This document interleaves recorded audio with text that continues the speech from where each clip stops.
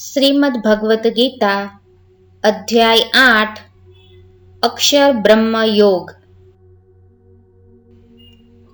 अर्जुन ने कहा, हे पुरुषोत्तम, वह ब्रह्म क्या है, अध्यात्म क्या है, कर्म क्या है, अधिभूत नाम से क्या कहा गया है और अधिदेव किसको कहते हैं?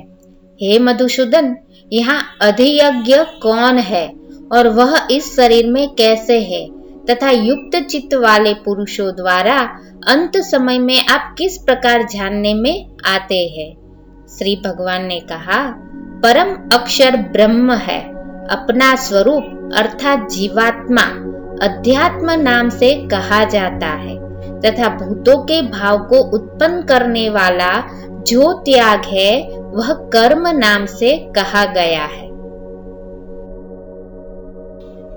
उत्पत्ति विनाश धर्म वाले सब पदार्थ अधिभूत है। हिरण्यमय पुरुष, जिसको शास्त्रों में सूत्रात्मा, हिरण्यगर्भ, प्रजापति, ब्रह्मा इत्यादि नामों से कहा गया है, वह अधिदेव है। और हे देहधारियों में श्रेष्ठ अर्जुन, इस शरीर में मैं वासुदेव ही अंतर्यामी रूप से अधियज्ञ हूँ। जो पुरुष अंत काल में भी मुझको ही स्मरण करता हुआ शरीर को त्याग कर जाता है, वह मेरे साक्षात स्वरूप को प्राप्त होता है, इसमें कुछ भी संशय नहीं है। हे कुंती पुत्र अर्जुन, यह मनुष्य अंत काल में जिस जिस भी भाव को स्मरण करता हुआ शरीर त्याग करता है, उसको ही प्राप्त होता है, क्योंकि वह सदा उसी भाव से भावित रहा है।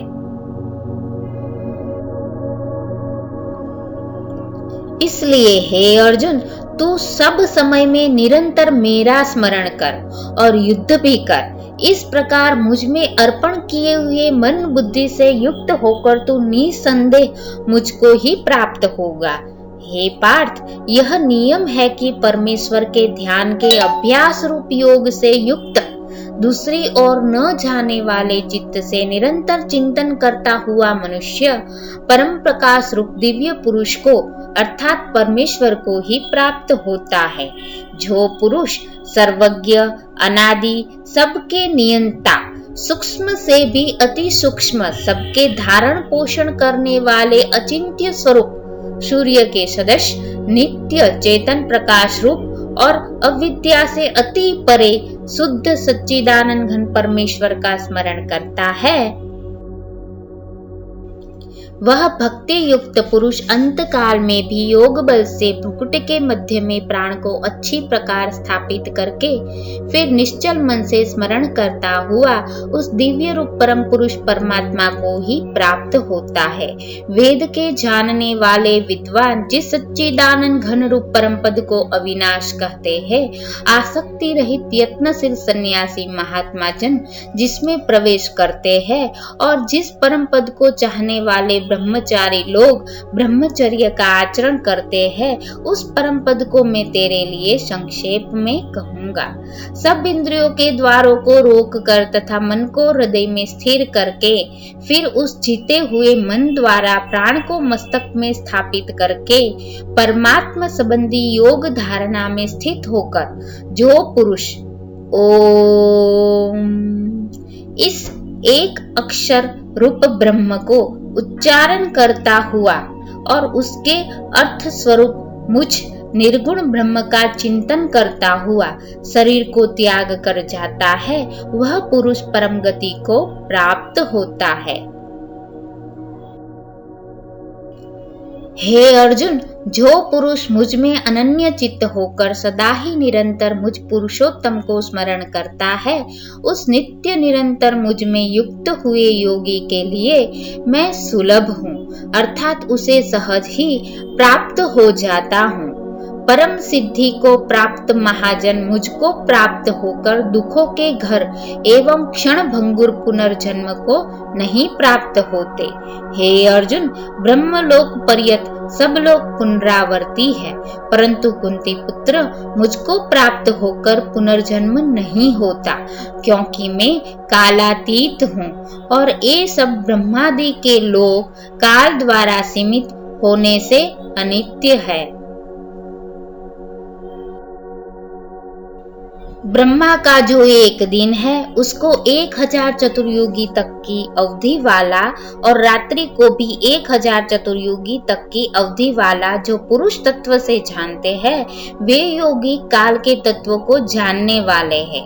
संपूर्ण चराचर भूतगण ब्रह्मा के दिन के प्रवेश काल में अव्यक्त से अर्थात ब्रह्मा के सूक्ष्म शरीर से उत्पन्न होते हैं और ब्रह्मा की रात्रि के प्रवेश काल में उस अव्यक्त नामक ब्रह्मा के सूक्ष्म शरीर में ही लीन हो जाते हैं।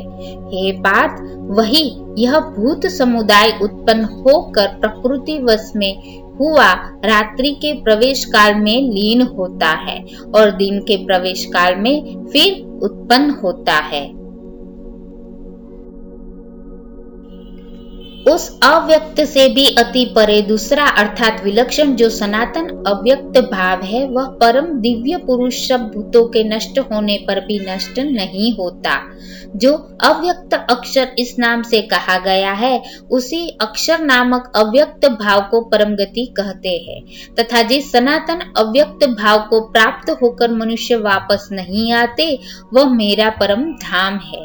हे पार्थ, जिस परमात्मा के अंतर्गत सर्वभूत है और जिस सच्चिदानंद घन परमात्मा से यह समस्त जगत परिपूर्ण है वह सनातन अव्यक्त परम पुरुष तो अनन्य भक्ति से ही प्राप्त होने योग्य है।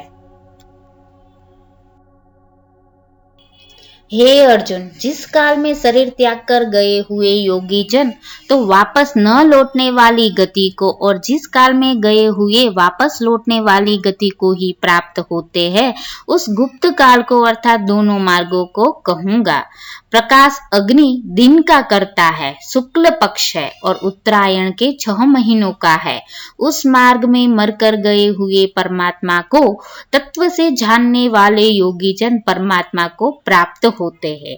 अंधकार रात्रि का करता है तथा कृष्ण पक्ष है और दक्षिणायन के 6 महीनों का है। उस मार्ग में मरकर गया हुआ योगी चंद्रमा की ज्योति को प्राप्त होकर स्वर्ग में अपने शुभ कर्मों का फल भोग कर वापस आता है। क्योंकि जगत के ये 2 प्रकार के शुक्ल और कृष्ण पक्ष मोक्ष मार्ग सनातन माने गए हैं, इनमें एक के द्वारा गया हुआ जिससे वापस नहीं लौटना पड़ता उस परम गति को प्राप्त होता है और दूसरे मार्ग द्वारा गया हुआ फिर वापस आता है अर्थात जन्म मरण को प्राप्त होता है। हे पार्थ, इस प्रकार इन दोनों मार्गों की भिन्नता को तत्व से जानकर कोई भी योगी मोहित नहीं होता। इस कारण हे अर्जुन, तू सब काल में समबुद्धि रूप योग से युक्त हो अर्थात निरंतर पूर्ण परमात्मा प्राप्ति के लिए साधन करने वाला हो।